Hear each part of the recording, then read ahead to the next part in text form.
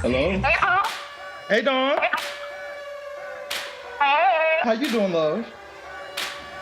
I'm doing good. That's good. Thank you so much for taking this time and talking with me. I really appreciate it. I told you I would. Just tell me. I appreciate it. You don't know how much that means to me. Okay, so I don't want to waste your time. I know you're busy. No, I'm with the family. I hadn't seen my nephew in like that long because I've been all like traveling. That I was at school for that show. Right. So I wanted to see him before things got crazy because I'm releasing some stuff in the next 2 weeks, and then on top of that, we're shooting another video, and then on top of that, I'll leave stuff in New Orleans. I'm trying to do all that before see him before he's crazy. Stop playing. That's what's up. So you really have big things planned. That's what's up. Okay. Yeah. Okay, so we're doing the Ask Dawn NC. I got the questions from Twitter and all of that. Let's do it. Okay, so Matessa asks, can you explain your relationship with the Hearts and why you're so willing to connect with us on a personal level? I think it's a respect thing. Like, you guys, I wouldn't be here after everything that we've gone through.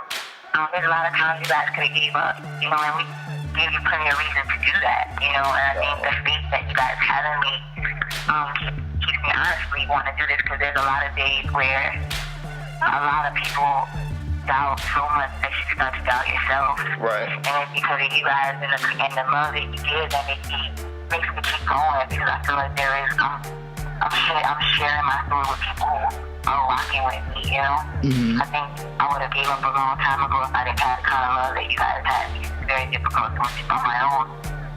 But you guys make me do it, and it makes it fun. It does. So it's a respect. It's a love for you guys as fan base, Right. I feel that. We love you, Dawn. Okay. Motherfucking bitches. Yes, ma'am. Okay. So Isaiah Taylor asked on Twitter, you always push the boundaries of what it means to be artistic. How do you find new ways to be creative and innovative? The thing is, I'm not trying to find it. I think I have all these ideas in my head that I've had for a long, long time. And I'm finally getting an opportunity to play with them. Like my best friends, when they were looking at my videos, they were calling me like, man, Dawn, this is so cute. Mm-hmm. When I was 16, I had like the green and purple hair, and I had the anime shirt with the high like jellies, and I always had this like idea of all these different worlds artistically where I could go. I just never had an opportunity to express it in the places that I wasn't in music at the time. Right. And I think this is to really kind of like my opportunity to do it. So like, there's so much freedom in what I am right now that I'm just having a ball with like going as far as I can go. And I know with that they lose people because they're so used to doing one thing, but it's like a kid that's been chained up, if you have an opportunity to play in the yard and then somebody says go play in the yard, you don't play until, it's nighttime. So absolutely. Right now I'm just kind of like swinging till the motherfucking, lights on the lamp at nighttime come on, like bring that. Hell yeah. Kind of like that kind of vibe. Yeah. Okay. With the critical acclaim from both Golden Heart and Black Heart, is there any pressure for Redemption Heart? How do you feel about going? At this point, yeah, no. At this point, nah. At this point, like if they like it, they like it. If they don't, I think we've proven ourselves. And we weren't trying to prove anything to other people. We were proving things to ourselves, right? As a movement. And if we could do this, because I was going all over the place. And I know you guys probably was like, y'all never doubted. I doubted. Y'all never did. So like at this point, this third era, even with the sound, there's a confidence. Yeah. Black Heart was the fall, but this is about the recovery. So this sound is so like confident and so sitting in myself. Like, like it's happier, it's upbeat, and it's finally me knowing who I am.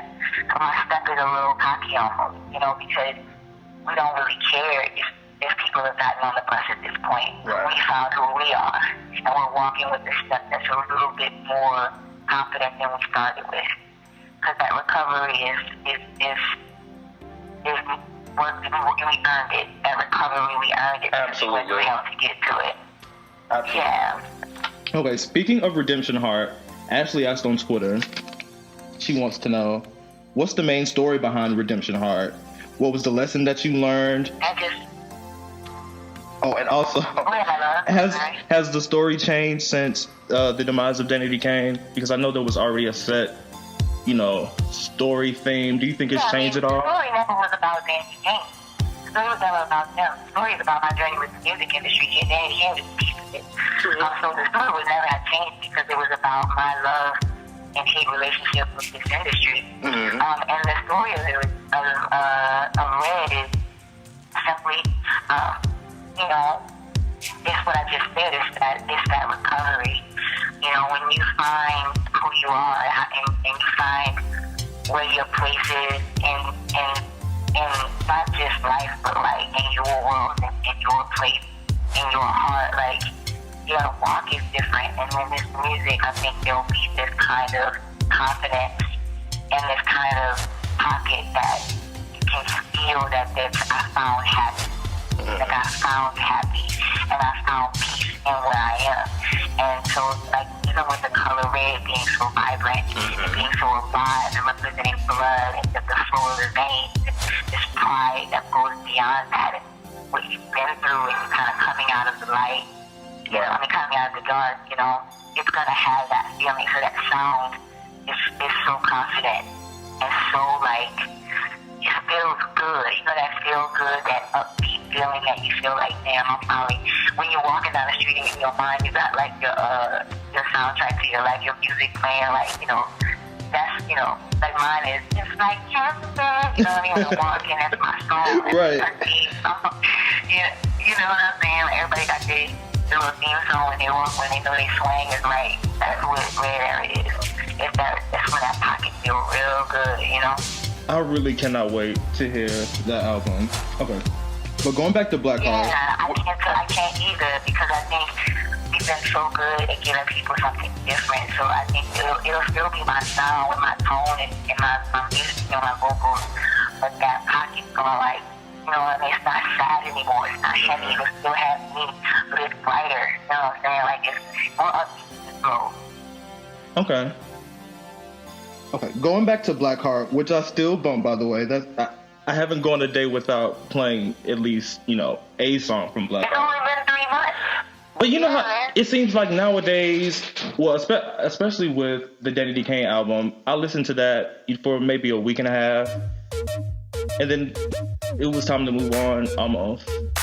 But I don't know. Because, I think that people just receive information quicker now because of technology. So, people is not like in the old times, like maybe like 10, not even 10, like 6 years ago, people put out an album and they put out an album like other people years and people were sitting on those albums enjoying them. Now you have to put an album out every other 3 weeks, so people feel like it's been a long time. Like the heart be asking for a video after I just dropped the video. True, yeah. We do that. Like, for real, they be like, when's the next visual? And I'm like, I just gave the bitch back a month ago. It's different. The access, the people want it now. They digested it and they want something else immediately after. Which record are you most proud of on Black Heart? I know The Deep is your favorite. Does that differ as far as being proud of a song? That's a great question. Proud. I think I'm proud of the album as a whole. I'm gonna be real with you because this was it, for me. I was really worried about this album because it was all me, all by myself. I didn't have a team behind me, and I didn't have a whole bunch of writers, and especially coming after all the debacle that came with it. I was fearful that this was too progressive, or I was fearful that people weren't receiving me anyway because of everything and the best behind it. That the whole entire project as a whole was a proud moment for me because I sat back and listened to it and I realized, I had done it and I was proud of it and I could listen to it and truly say like it was honest and it was real. And that's my proudest moment. That feeling like, I had to mix it myself, I had to master it, I had to find the color myself, I had to do everything myself, and it was around the time that was really, really hectic in my life. That was big for me. You made it look so big too, as far as, doing it just 2 people and independent, it looked like such a huge move. Everything that you were doing with the shades and the vinyl, everything just looked so professional.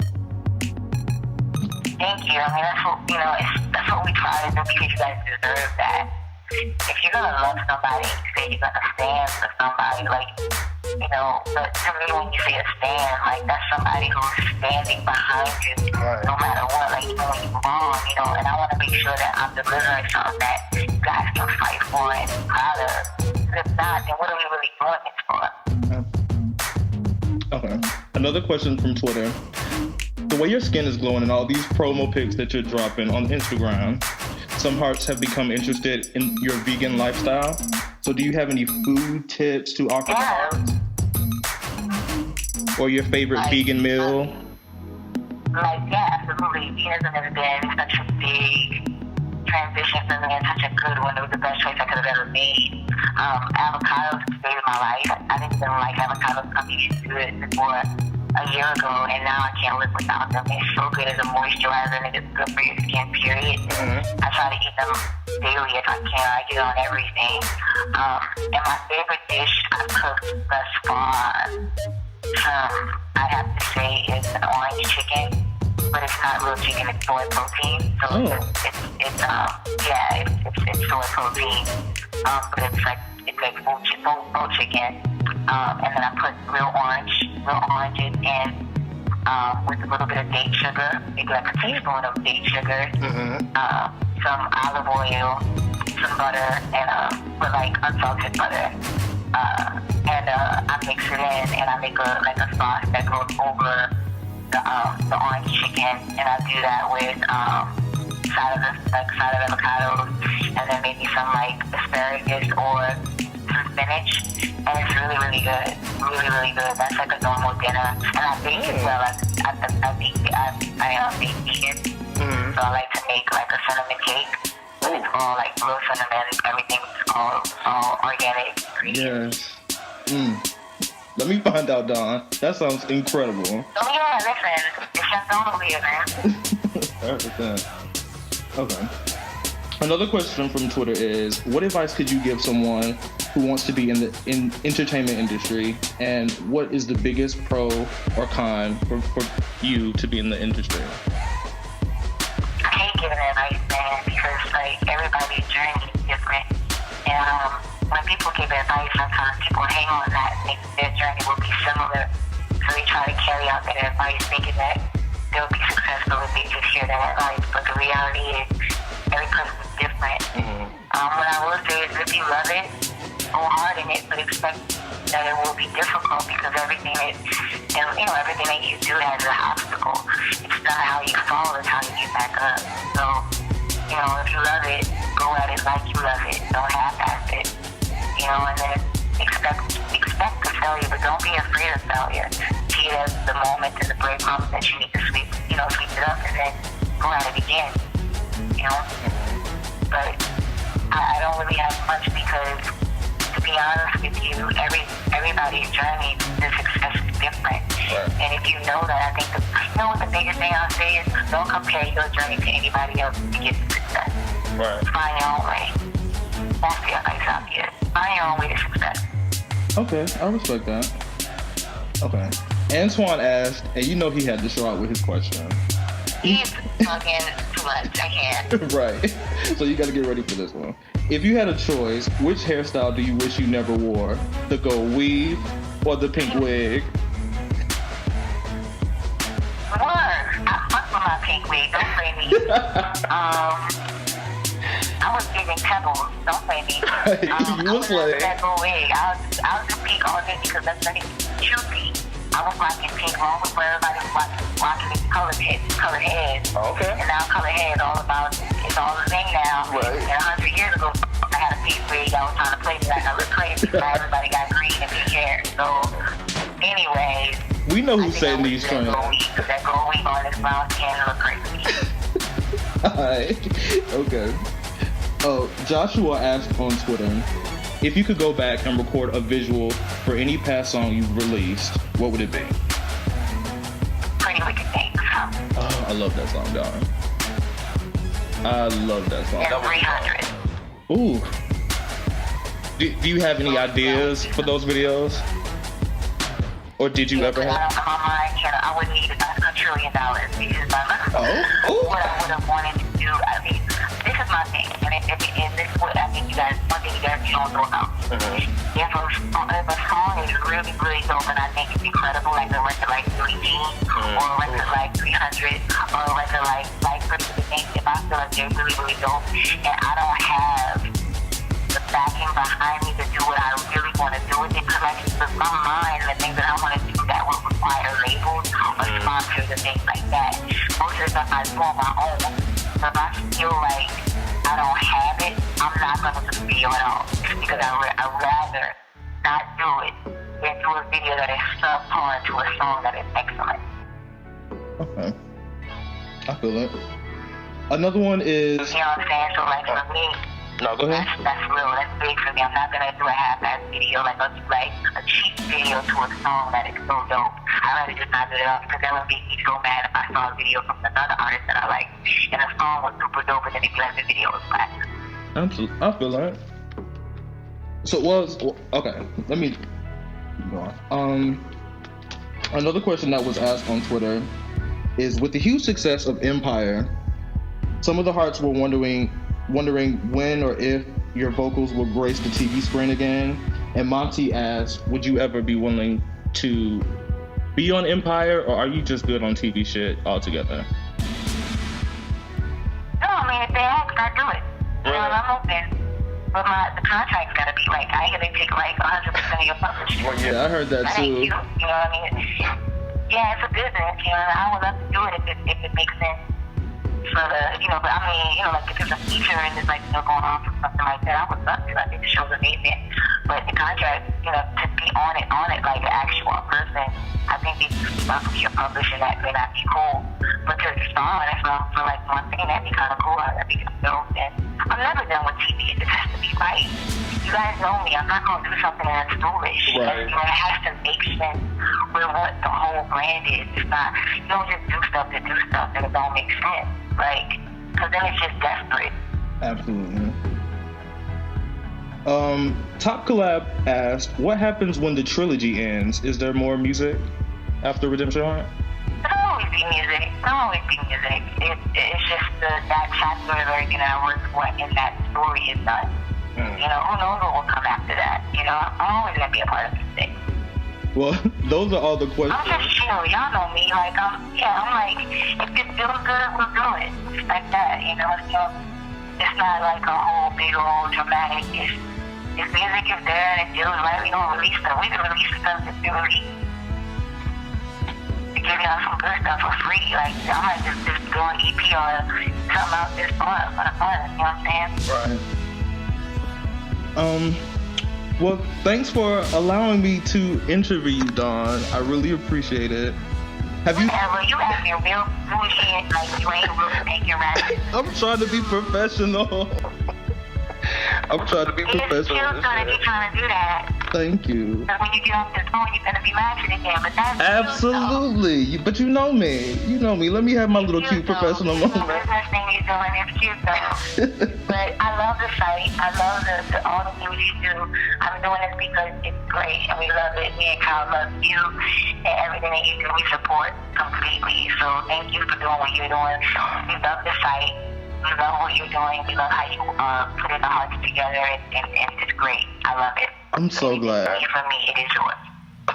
Thank you so much, Don. I really appreciate it. I love you so much. I love you very much. Bye.